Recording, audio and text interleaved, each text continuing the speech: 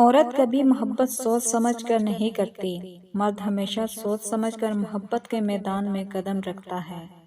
عورت کی محبت کی کوئی فلسفی نہیں، کبھی یہ گھر کے ملازم کو دل دے بیٹھتی ہے اور کبھی بادشاہ کو بھی خاطر میں نہیں لاتی، اور کبھی پڑھے لکھے اور سلجھے ہوئے مرد کو نظر انداز کر کے ایک آوارہ اور چھچورے سے انسان کو منظور نظر بنا لیتی ہے۔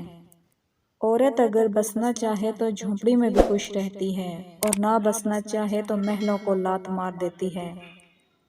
کبھی یہ سادگی کا مذاق اڑاتی ہوئی نظر آتی ہے اور کبھی ظرف کی قدردانی کی حد کر دیتی ہے۔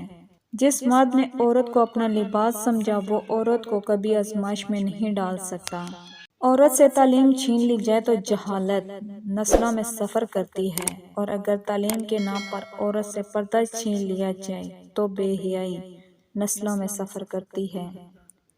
جس عورت کے چہرے پر یہ نشانیاں ہوں وہ سچی محبت کرتی ہے۔ ایک وہ عورت جو مرد کی بے شمار چاہتوں کے اکیلی وارث ہوتی ہے، اس کے ہر دکھ سکھ کی ساتھی ہوتی ہے۔ وہ مرد بہت خوش نصیب ہے جس کو ایسی عورت ملتی ہے۔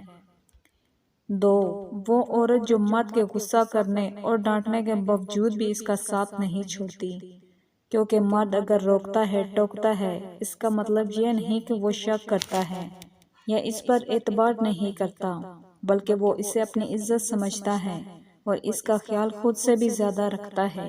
ایسی عورت دنیا کی خوش نصیب عورت ہوتی ہے۔